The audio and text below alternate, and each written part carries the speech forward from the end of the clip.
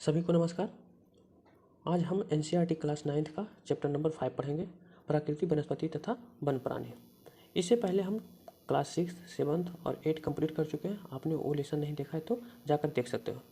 इसमें हम एक चैप्टर और है, उसको हम क्या स्किप कर देंगे। क्यों? क्योंकि वो जनसंख्या है, उसमें डाटा पुराना है। तो हम लोग वही पढ़ेंगे जो यूपीएससी के प्री और मेंस के लिए लाभदायक है, आवश्यक है। बाकी चीज़ को हम स्किप करते जाएंगे क्योंकि हमें एक एग्ज़ाम क्वालिफाई करना है। ठीक, तो एग्ज़ाम से रिलेटेड जो चीज़ पढ़ना है वही हम पढ़ेंगे।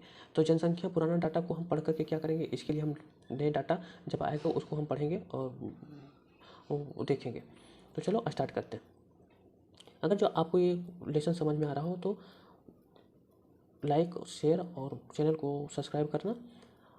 आज हम इस लेसन में इस तरह से पढ़ेंगे कि आपको रटा ना लगाना पड़े। जैसे कि क्या, जैसे वनस्पति कहाँ पे कौन सी वनस्पति पाया जाता है और वनस्पति की क्या क्या खासियत है, उसके बारे में हम लोग पढ़ेंगे। तो चलो स्टार्ट करते हैं। प्रकृति, वनस्पति तथा वन प्राणी। प्रकृति वनस्पति की जो मनुष्य की सहायता के बिना अपने आप पैदा होती है तथा लंबे समय तक उस पर मानवीय प्रभाव नहीं पड़ता है, इसे अक्षत वनस्पति कहा जाता है। यानी कि जो जिसमें मनुष्य का सहायता, यानी कि कोई भी हस्तक्षेप ना हो, उससे जो उगता है, उससे जो वनस्पति का निर्माण होता है, उसे क्या बोलता है? प्राकृतिक वनस्पति। जैसे कि जंगल, बड़े बड़े जंगल में क्या है, मनुष्य का हस्तक्षेप नहीं रहता है, उससे प्राकृतिक वनस्पति कहा जाता है। अब वनस्पति को प्रभावित करने वाला कारक कौन कौन से हैं? तो भूभाग है, मृदा है, तापमान, सूर्य का प्रकाश, वर्षण और मनुष्य व समय, मनुष्य और समय का इसमें थोड़ा सा रोल है हस्तक्षेप में। यानी कि हस्तक्षेप कहने का मतलब कि क्या, प्रभावित करने वाला, यानी कि जाकर के क्या क्या काट दिया तो क्या हो गया, प्रभावित हो गया। ठीक। अब पारिस्थितिकी तंत्र, पादप व प्राणियों का भौतिक पर्यावरण का संबंध। पादप और प्राणी, तो जहाँ पे पादप और प्राणी दोनों, माने कि दोनों भी आसपास, मतलब कि दोनों रहेंगे तो उसे क्या बोला जाएगा? पारिस्थितिकी तंत्र। जीवोम या बायोम, ये क्या है? धरातल पर एक विशिष्ट प्रकार की वनस्पति या प्राणी जीवन वाले विशाल पारिस्थितिकी तंत्र कहा जाता है। उसे क्या, पारिस्थितिकी। जीवों की पहचान पादप पर आधारित होता है। किस तरह के जीवोम, मतलब पादप पाए जाएंगे, उसी तरह का क्या, जीवोम पाया जाएगा। वनस्पति के प्रकार, ये इंडिया के बारे में, भारत के बारे में है। भारत में कितने प्रकार के वनस्पति पाया जाता है और कौन कौन से वनस्पति। उष्णकटिबंधीय सदाबहार वन या वर्षा वन। ये सदाबहार वन कहने का मतलब क्या, ये हमेशा ये हरी भरी दिखती है। इसकी पत्तियां जो है कभी भी नहीं गिरती।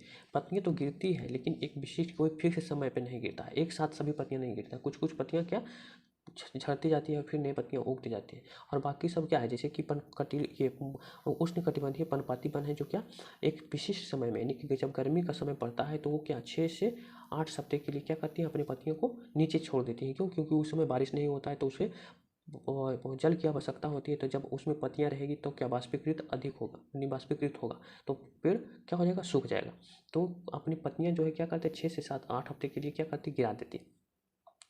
उष्णकटिबंधीय कटीली बझाड़ियाँ, ये कटीली बझाड़ियाँ यानी कि इसकी उस पत्तियाँ जो होगी कांटे के आकार की होगी। ये वन कैसा रहेगा, छोटा छोटा होगा। जैसे कि क्या, गुजरात में हो गया, राजस्थान में हो गया। राजस्थान के पूर्वी भाग में, पश्चिमी भाग में तो डेजर्ट है, उसमें तो कुछ कुछ एक पेड़ है, नागफनी, ये सब पाया जाता है। तो इसको कटीली झाड़ियाँ बोला जाता है। ठीक। अब पर्वतीय वन, ये पर्वत में, यानी कि पर्वत पे, ऊंचाई पे जो पाया जाता है उस पर्वतीय वन बोला जाता है। मैंग्रोव वन, जो कि डेल्टा के किनारे, यानी कि डेल्टा, यानी कि ये समुद्र तट के किनारे पाया जाता है। समुद्र तट के किनारे डेल्टा के आसपास, जैसे सुंदरबन डेल्टा में पाया जाता है, वो कौन सा मैंग्रोव वन है। ये गोदावरी नदी के डेल्टा में पाया जाता है, वो जो वन है वो मैंग्रोव वन है। वो कृष्णा नदी के डेल्टा पे जो वन है वो क्या है, मैंग्रोव वन है। इसे क्या है, 5 प्रकार की वनस्पति पाया जाता है भारत में। इसे हम देखो याद करने का कोशिश कैसे करें, किस तरह से करेंगे, तो हम लोग मैप बना करके करते हैं। एक मैप बनाते हैं, देखो कहीं पे खाली स्थान होगा, खाली जगह, वहाँ पे हम 2 मैप बनाते हैं, उसमें समझने का कोशिश करेंगे। देखो यहाँ पे थोड़ा सा बनाते हैं मैप। देखो यहाँ पे मैप बनाने का कोशिश करते हैं। उंगली से बनाते हैं, थोड़ा सा टाइम लगेगा और सही से बनेगा भी नहीं, तो थोड़ा समझ लेना।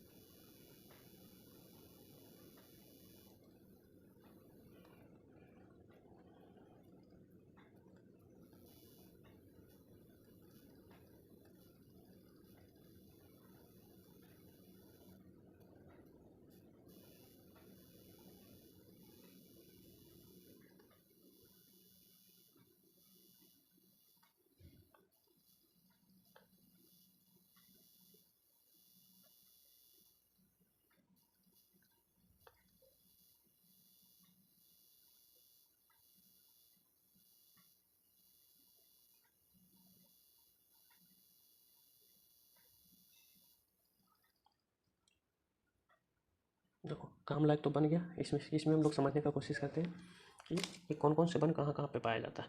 तो हम लोग कल पढ़े थे कि क्या, कि कलर चेंज कर लेते हैं थोड़ा सा। देखो इस पश्चिमी तट पे कितनी बारिश होती है, 200 से 400 के बीच, 200 से 420 के आसपास कितना बारिश होती है, 200 से 400 के आसपास यहाँ पे बारिश होती है।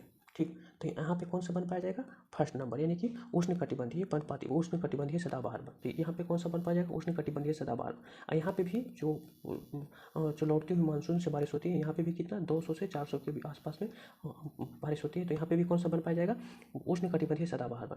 और यहाँ पे जो मेघालय था, यहाँ पे क्या 400 से अधिक सेंटीमीटर बारिश होती है। और इस तट पे क्या 200 से 400 के आसपास बारिश होती थी। और यहाँ पे ये जो एरिया था, यहाँ पे क्या 100 से 200 सेंटीमीटर बारिश होती है। तो यहाँ पे कौन सा बन पाया जाएगा, उष्णकटिबंधीय पर्णपाती वन। तो उष्णकटिबंधीय पर्णपाती वन कहाँ पे पाया जाएगा, इस एरिया में। इसमें देखो, इसमें सिर्फ ये अभी देखो 2 मैप बना है, तो इसमें समझने का कोशिश करो क्या, कि कहाँ कहाँ पे कितनी बारिश होती है। देखो यहाँ पे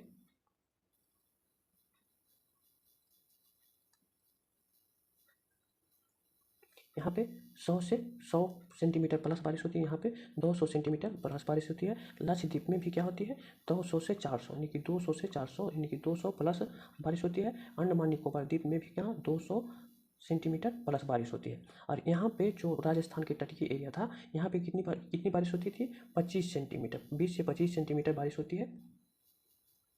20 से 25 सेंटीमीटर बारिश होती है। और लद्दाख में भी कहाँ कितना बारिश होती थी, 25 सेंटीमीटर। और ये यहाँ पे क्या कितना बारिश होती थी, यहाँ पे 50 से 60 सेंटीमीटर बारिश होती है। और यहाँ पे जो बीच वाला जो भाग था, यहाँ पे वृष्टि छाया प्रदेश था, यहाँ पे 40 से 50 सेंटीमीटर बारिश होती थी।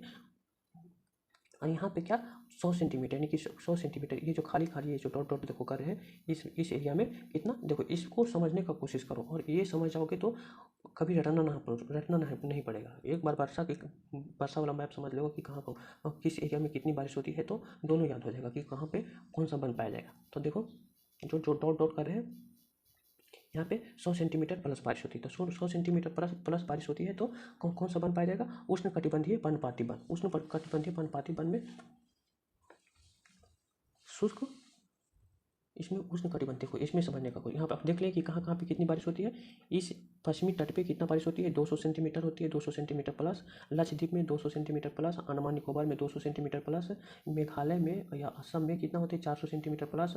और अरुणाचल प्रदेश के कुछ एरिया में 200 से 400 सेंटीमीटर के आसपास होता है। नागालैंड के आसपास में इस समय होता है 200 सेंटीमीटर प्लस बारिश होती है। और इधर जो होता है हिमालय की तरफ में, देखो इसमें समझे, हिमालय की तरफ में बारिश कम होती है, तो इसमें कौन सा वन पाया जाएगा, पर्वतीय वन। अब इसमें समझने का कोशिश करेंगे। देखो इसमें कलर चेंज कर लेते हैं। देखो इस एरिया में कौन सा बन पाया जाएगा, इस एरिया में कौन सा बन पाया जाएगा, फर्स्ट नंबर वाला, यानी कि कौन सा, उष्णकटिबंधीय सदाबहार वन या उष्णकटिबंधीय वर्षा वन। और इस एरिया में भी कौन सा बन पाया जाएगा, फर्स्ट नंबर, यानी कि उष्णकटिबंधीय वर्षा वन। और यहाँ पे भी, यानी कि ईस्टर्न भाग में कौन सा, यानी कि ईस्टर्न भाग में ये भी फर्स्ट नंबर, उष्णकटिबंधीय सदाबहार बन पाया जाएगा। इस एरिया में कौन सा बन पाया जाएगा, उष्णकटिबंधीय पर्णपाती वन, ये अर्धशुष्क हो जाएगा, इधर हो जाएगा अर्धशुष्क। और यहाँ पे कौन सा बन पाया जाएगा, ये मरुस्थलीय वन कहने का मतलब कटीली वन, ये कटीली वन, यानी कि ये 3 नंबर वाला, यहाँ पे 1 नंबर वाला, यहाँ पे 2 नंबर वाला बन पाया जाएगा। यहाँ पे भी 2 नंबर का बन पाया जाएगा। ये जो डॉट डॉट एरिया रीजन है, यहाँ पे उष्णकटिबंधीय शुष्क बन पाया जाएगा। और इस एरिया में जो यहाँ पे जो है, इस एरिया में ये जो डॉट डॉट है, यहाँ पे कौन सा बन पाया जाएगा, यहाँ पे भी पाया जाएगा कौन सा, यही सब रीजन वाला, ये और थोड़ा सा छोटा छोटा रहेगा। और यहाँ पे रहेगा कौन सा, हिमालय के, या तो यहाँ पे रहेगा पर्वतीय वन, यानी कि नंबर 4 पर्वतीय वन। और यहाँ पे जो रहेगा मैंग्रोव वन, यानी कि कहाँ डेल्टा क्षेत्र में, सुंदरबन डेल्टा, गंगा गोदावरी डेल्टा और कृष्णा डेल्टा, ये सब नंबर 5 में पाया जाएगा मैंग्रोव वन। आई होप इसे समझ गया होगा। मैप में एक बार यहाँ पे मतलब कि 1-2 बार पॉज करके देख लेना, और समझ में आ जाएगा कि कहाँ कहाँ पे कौन कौन से बन पाया जाएगा। इस एरिया में कौन सा बन पाया जाएगा, हिमालय एरिया है तो क्या कौन सा हो जाएगा, हिमालय रीजन वाला पर्वतीय वन पाया जाएगा। अब पर्वतीय वन में देखो एक समझने का कोशिश करते हैं, पर्वतीय में 2-3 प्रकार के वन पाया जाता है, उसको समझने का कोशिश करते हैं। देखो इसको हम समझते हैं क्या, ट्रायंगल बना करके। तो यहाँ पे जैसे जैसे हम ऊपर में जाए ऊपर में चढ़ते जाएंगे, यानी कि हिमालय के ऊपर जाएंगे तो क्या वर्षा की मात्रा कम होते जाएगा। तो नीचे में कौन सा वन पाया जाएगा, ये यहाँ पे सदाबहार वन पाया जाएगा, यानी कि उष्णकटिबंधीय सदाबहार वन पाया जाएगा। ऊपर जाएंगे तब कौन सा वन पाया जाएगा, ये शंकुधारी वन पाया जाएगा, शंकुधारी वन पाया जाएगा। उसके बाद फिर घास का मैदान हो जाएगा, उसके बाद फिर कौन सा वन पाया जाएगा, घास का मैदान। उसके बाद फिर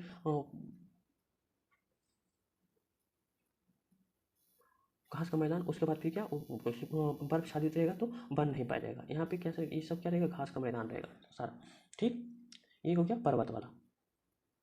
आई होप ये समझ में आ गया। चलो अब स्टार्ट करते हैं, मतलब कि शुरू कर, फिर से आते हैं ऊपर से कि क्या क्या खासियत है।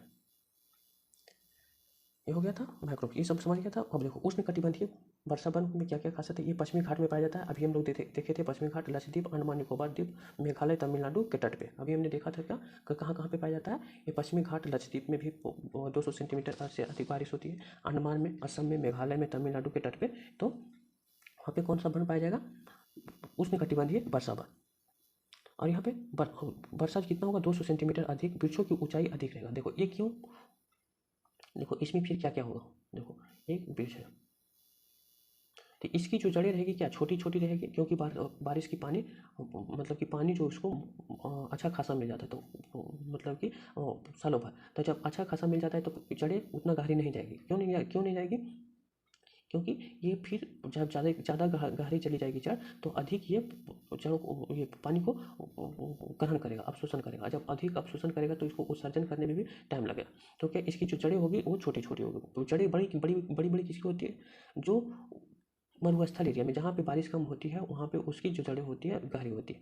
और ये ऊंचाई अधिक होगी क्यों, क्योंकि प्रतिस्पर्धा रहेगा इसमें, सारा चीज़ मिलेगा, धूप भी मिलेगा समान मात्रा में, मतलब कि अच्छा खासा मिलेगा, बारिश पानी भी अच्छा खासा मिलेगा। तो इसकी ऊंचाई भी क्या रहेगा, ऊंचा रहेगा। इसकी पत्ती जो होगी वो चौड़ी चौड़ी होगी। क्यों चौड़ी चौड़ी होगी, क्योंकि बाष्पोत्सर्जित करने के लिए अधिक मात्रा में जब बारिश होगी तो बाष्पित उत्सर्जित करने के लिए ये पत्तियाँ बड़ी बड़ी होती है। और ये पत्तियाँ जो गिराती है इसका फिक्स मौसम, इसका टाइम जो होता है फिक्स नहीं रहता, निश्चित समय नहीं रहता है। ठीक, देखो समझते हैं। वृक्ष की ऊंचाई 60 मीटर से अधिक रहता है। वर्ष भर गर्म व आर्द्र जलवायु होता है। पतझड़ का कोई निश्चित समय नहीं होता, इसलिए सदाबहार वन। अभी हम लोग समझे थे कि क्यों, कि इसका पत्तियाँ जो गिराने का कोई निश्चित समय नहीं रहता है। अब इसमें कौन कौन सा वृक्ष पाया जाता है इसको देखते हैं। ये अबनुस, जिसे उसी को बोला जाता है, हाँ, एबोनी, महोगनी, रोजवुड, रबड़, सिकोना ये सब पाया जाता है। देखो रबड़, दूसरी चीज़ की क्या है कि ये सब देखो इंपॉर्टेंट है, ये सब याद करना है, ये सब इंपॉर्टेंट है कि रबड़ की खेती कहाँ कहाँ होता है, रोजवुड कहाँ पाया जाता है, ये सब इंपॉर्टेंट है, इसे ध्यान देना। इसमें जीव जंतु कौन कौन सा पाया जाता है, हाथी, बंदर, हिरन, लैमूर। देखो ऐसे भी हाथी हम लोग जानते हैं कि हाथी कौन कहाँ पाया जाता है, केरल में, तमिलनाडु में पाया जाता है। और केरल, तमिलनाडु, असम में, असम के आसपास में, असम में पाया जाता है हाथी रहता है, असम की जंगलों में। ये सब इंपॉर्टेंट है कि कहाँ कहाँ हुए, कौन कौन से जीव जंतु पाया जाएगा। दूसरे नंबर पे है उष्णकटिबंधीय पर्णपाती वन या मानसूनी वन। मानसूनी वन इसलिए कहा जाता है क्योंकि मौसम पर डिपेंड करता है। वर्षा 70 से 200 सेंटीमीटर होती है। इसका अर्ध पर्णपाती वन होता है, एक शुष्क पर्णपाती वन होता है। अभी हमने देखा था मैप में कि क्या, जहाँ पे बारिश जो होता है 100 सेंटीमीटर से अधिक होता है, वहाँ पे कौन सा अर्ध पर्णपाती वन पाया जाता है, और शुष्क पर्णपाती वन 100 सेंटीमीटर से कम। यानी कि जो रीजन देखे थे वो देखे थे क्या, बिहार, उत्तर प्रदेश के नीचे वाले एरिया में, यानी कि मध्य प्रदेश वाला एरिया में, उड़ीसा ये सब हो गया, उसमें कौन शुष्क पर्णपाती वन पाया जाता है। देखो यहाँ पे देखो, वर्षा जो होता है 100 से 200 सेंटीमीटर बारिश होती है। देश के पूर्वी भाग में, उत्तर पूर्वी राज्य में, हिमालय के गिरिपद में, झारखंड, छत्तीसगढ़ में, ये सब वहाँ होता है। और देखो यहाँ वृक्ष कौन कौन सा, बांस, साल, शीशम, कुसुम, शहतूत। कौन सा, शहतूत। जीव जंतु कौन कौन से पाए जाते हैं, शेर, सुअर, हिरन, हाथी। हाथी बीच में पाया जाता है, उड़ीसा में पाया जाता है हाथी। ये शुष्क पर्णपाती वन देखो कौन सा होगा, 70 से 100 सेंटीमीटर बारिश होगा पर्वतीय पठार में, जैसे उत्तर प्रदेश, बिहार के मैदानी भागों में। वृक्ष कौन सा होगा, सागौन और साल, पीपल, नीम, ये सब वृक्ष इसमें पाए जाते हैं।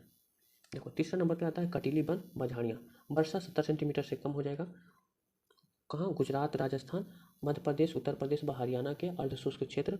वृक्ष में कौन कौन से? आकाशिया, खजूर, नागफनी, रेजड़ी आदि इसमें पाए जाते हैं। इसकी जड़ें जो होगी गहरी गहरी होती है और पत्तियां क्या होती है? छोटी छोटी होती है। क्यों पत्ती छोटी छोटी होती है? क्योंकि बाष्पोत्सर्जन ना के बराबर होता है।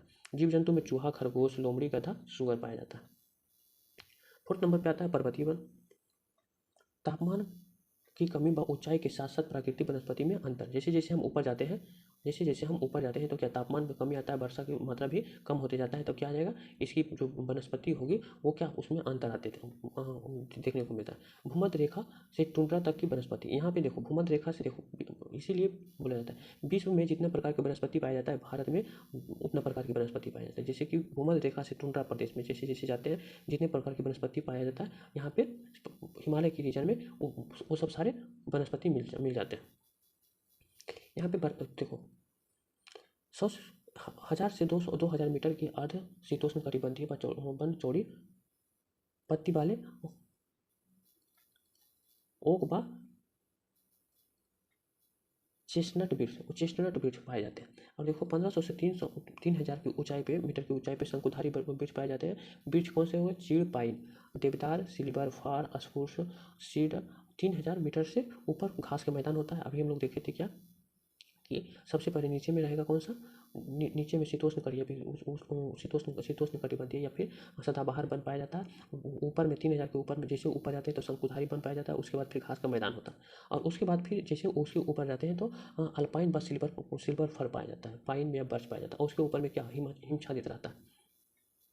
4000 से अधिक ऊंचाई पे काई और लाइकेन मॉस पाया जाता है। काई और लाइकेन मॉस, ये तो उतना इंपॉर्टेंट नहीं, फिर भी ये थोड़ा सा ध्यान में देना। अगर जो इस टाइप का क्वेश्चन आ जाता है कि काई और लाइकेन कहाँ पाया जाता है, तो 4000 से अधिक ऊंचाई पे हिमालय की चोटी पे 4000 से अधिक ऊंचाई पे काई और लाइकेन पाया जाता है। प्रमुख जीव कौन कौन से होगा? काश्मीरी महामृग हो जाएगा, जंगली भेड़, खरगोश, याक, तेंदुआ और लाल पांडा, ये सब प्रमुख जीव जंतु है। 5 नंबर में है मैंग्रोव वन। गंगा ब्रह्मपुत्र नदी, महानदी, गोदावरी, कृष्णा, कावेरी डेल्टा के क्षेत्र में। अभी हम लोग देखा थे कि कहाँ कहाँ पे कौन कौन सा डेल्टा बनता है। गंगा ब्रह्मपुत्र बनता है, महानदी गोदावरी बनता है और कृष्णा कावेरी के डेल्टा के क्षेत्र में मैंग्रोव वन पाया जाता है। वृक्ष कौन सा आएगा? नारियल, ताड़, सुंदरी। सुंदरी पाया जाता है कहाँ पे? गंगा ब्रह्मपुत्र के डेल्टा, इस सुंदरबन डेल्टा, इसी के नाम पे सुंदरी नामक वृक्ष के नाम पे ही क्या सुंदरबन डेल्टा पड़ा। जीव जंतु में कौन सा पाया जाएगा? रॉयल बंगाल टाइगर जो क्या है सुंदरबन डेल्टा के लिए फेमस है। मगरमच्छ, घड़ियाल। देखो घड़ियाल जो है वो विश्व में मतलब कि सिर्फ भारत में ही पाया जाता है और घड़ियाल और कहीं दूसरी जगह पर नहीं पाया जाता। ये फैक्चुअल क्वेश्चन है, ये ध्यान देना। अब देखो वन प्राणी में कौन कौन से वन प्राणी हैं? भारत विश्व का अकेला देश है जहाँ शेर और बाघ दोनों पाए जाते हैं। 2 क्वेश्चन यहाँ पे देखो हो गया इंपॉर्टेंट। एक घड़ियाल सिर्फ भारत में पाया जाता है और दूसरा की क्या है कि जहाँ विश्व की अकेला देश है जहाँ शेर और बाघ दोनों भारत में ही पाया जाता है, इसके अलावा और कहीं भी नहीं पाया जाता है। भारतीय शेर का प्राकृतिक वासस्थान कहाँ है? गिर जो गुजरात में है। प्राकृतिक वासस्थान कहाँ है? गुजरात में। ऐसे भी क्या शेर सिर्फ कहाँ पाया जाता है? और गुजरात और मध्य प्रदेश में, इसके अलावा और कहीं देखने को नहीं मिलता। प्रवासी पक्षी में कौन कौन सा है? साइबेरियन साइरस वो आता है ठंडी के समय में, जब अधिक ठंडा पड़ने लगता है तो भारत चला आता है, वो के भारत चला जाता है। फिर जैसे जैसे गर्मी पड़ता है तो वो फिर कहाँ चला जाता है? साइबेरियन। तो कौन कौन सा प्रवासी पक्षी हो जाएगा? साइबेरियन साइरस, लाल सुंदर और कलिंग वाली फ्लेमिंगो। कच्छ के रन में पाया जाता है। भारतीय जीव सुरक्षा, यहाँ पे जीव सुरक्षा अधिनियम 1972 इसके बारे में थोड़ा सा डिटेल में देख लेना। भारतीय जीव सुरक्षा अधिनियम क्या है? यहाँ पे हम नोट उतना नहीं किए थे, मतलब कि नहीं डाले थे, इसलिए इसका गूगल करना है। एनसीईआरटी में दिया हुआ है, उसके बारे में पढ़ लेना कि जीव सुरक्षा 1972 जो लाया गया था, क्यों लाया गया था? जीवों के बचाने के लिए, जो जितने भी रेड लिस्ट में आ रहे थे उसको बचाने के लिए लाया गया था 1972 में।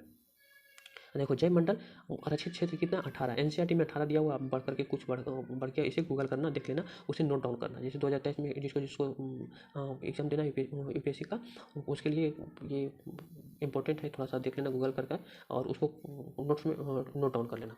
और दूसरी बात क्या है कि देखो ये भी इंपॉर्टेंट है। औषधि, कौन कौन से पादप औषधि है उसके बारे में देखना। इसे इसमें समझाने वाली कोई बात नहीं है, इसमें कोई चीज़ नहीं है, इसे देख लेना। वो अश्वगंधा से कौन कौन सा किस किस किस रोग में उपचार में काम आते हैं। जामुन, अर्जुन, बबूल, नीम, तुलसी पादप, इसमें दे देगा, मिलान करने वाला दे देगा। ये सब फैक्चुअल क्वेश्चन इससे बन सकते हैं। एनसीईआरटी में बॉक्सेस से फैक्चुअल क्वेश्चन हम लोग देख चुके हैं कि कितना क्वेश्चन फैक्चुअली से बनता है। देखो अब देखो मैप के द्वारा इसमें समझने का कोशिश करते हैं। वनस्पति, कौन कौन से वनस्पति पाया जाता है देखो। अभी हमने देखे थे क्या, पश्चिमी तट पे, लक्षद्वीप में, और ये तमिलनाडु में, और ये ईस्टर्न भाग में, और थोड़ा ये पश्चिम बंगाल में। कौन सा क्वेश्चन उसमें पश्चिम बंगाल ने बताए थे, यहाँ पे देख लेना। पश्चिम बंगाल में भी क्या है, उष्णकटिबंधीय सदाबहार वन पाया जाता है। और ये सब इसमें कौन सा देखो, यहाँ पे इस साइड में कौन सा वन पाया जाएगा, आर्द्र पर्णपाती वन पाया जाएगा, और इधर शुष्क पर्णपाती वन पाया जाता है। यहाँ पे दूसरे टाइप का वन पाया जाएगा, कौन सा, उष्णकटिबंधीय कटीले वन पाया जाएगा। इसमें कटीले वन पाया जाएगा, जो कि देखा था यहाँ पे कितना बारिश होता है, 40 से 60 सेंटीमीटर बारिश होता है। इधर भी 40 से 60 सेंटीमीटर होता है। और यहाँ पे जो बारिश होता है 25 सेंटीमीटर बारिश होता है। इस टाइप पे भी 25 सेंटीमीटर बारिश होता है। लेकिन इसमें दिया हुआ मैक्रोपन, यहाँ पे देखो मैक्रोपन, लेकिन यार मैक्रोपन तो सिर्फ डेल्टा के एरिया में होता है। देख लेना, थोड़ा सा गूगल कर लेना। हाँ, इधर तो मतलब कि पर्वतीय वन पाया जाना चाहिए। अच्छा हाँ, पर्वतीय वन ही है यार। मैग्रोव वन नीचे वाला देखो, यहाँ पे मैग्रोव वन है, वही हम भी सोच रहे थे। ये क्या, पर्वतीय वन ही है। पर्वतीय वन ये सब पाया जाता है। अभी हम लोग मैप बनाए थे और देखे थे। और मैप का प्रैक्टिस किया करो। और ये देखो, ये वन प्राणी जो है नीचे है, ये देख लेना कि रणथंभौर। देखो मानस, जैसे मानस किस नदी की, सब क्वेश्चन पूछे जाते हैं। मानस किस नदी के किनारे है, कहाँ है, और किस लिए ये है। राजगीर जो है, ये तो कोई नदी के किनारे नहीं है। ये रणथंभौर कहाँ है, सरिस्का कहाँ है, ये राजा जी कहाँ पे है, ये किसके लिए है, किसके लिए वन अभयारण्य है, या नेशनल, ये कौन सा नेशनल पार्क है, इसमें देख लेना। इसमें किसके लिए सुरक्षित किया गया। ठीक, ये सब होमवर्क आगे इसे कर लेना। आई होप वीडियो पसंद आया हो और समझ में आ गया होगा। हम लोग मैप के माध्यम से इसे करने का कोशिश किए थे, मैप बनाए थे। अगर जो वीडियो सही लगा हो तो लाइक, कमेंट और दोस्तों को शेयर किया करो। यार देखो, हम लोग ये चाहते हैं कि हिंदी माध्यम के जितने भी बच्चे हैं उनको क्या कंटेंट सही नहीं मिल पाता है। हिंदी माध्यम का रिजल्ट बहुत कम होता है। क्यों, वो कोई भी बुक निकालते हैं, पढ़ने बैठ जाते हैं जितना भी। जैसे कि क्या, क्लास 6 क्लास 9 का सारा एक्सरसाइज पढ़ लेंगे। जैसे जनसंख्या वाला भी क्या है, वो हमें इंपॉर्टेंट नहीं है, लेकिन उसमें भी 2-3 घंटा टाइम उसमें क्या करेंगे, वेस्ट करेंगे। तो इसकी जगह पे क्या, जो हमारे काम लायक होगा उसको पढ़ेंगे। तो और क्या पढ़ेंगे, कैसे, किस तरह से पढ़ेंगे उसको, ये सबसे बड़ा इम्पोर्टेंट, सबसे बड़ी बात है। तो हिंदी माध्यम के बच्चों को जो सही कंटेंट या सही मार्गदर्शन नहीं मिल पाता है, तो उसे आप शेयर करो, उसे बताओ। और आप लोग भी नए हो तो चैनल को सब्सक्राइब, एंड इसका PDF पाने के लिए टेलीग्राम चैनल पे जुड़ो, स्टडी IAS विद वर्मा जी। और कल संडे है, तो कल से टेस्ट सीरीज स्टार्ट करेंगे। 10-10 क्वेश्चन का टेस्ट सीरीज होगा। उससे आप समझने का कोशिश करना, देखने का कोशिश करना। वो बहुत ही लाभदायक होगा 2023 के लिए। वो बहुत वेरी वेरी इंपॉर्टेंट होगा। तो आई होप आपको पसंद आया हो। तो लाइक, कमेंट करो। जो भी समझ में नहीं आया हो तो कमेंट कर सकते हो। अगले सेशन में उसे हम समझने का कोशिश करेंगे। Thank you very much.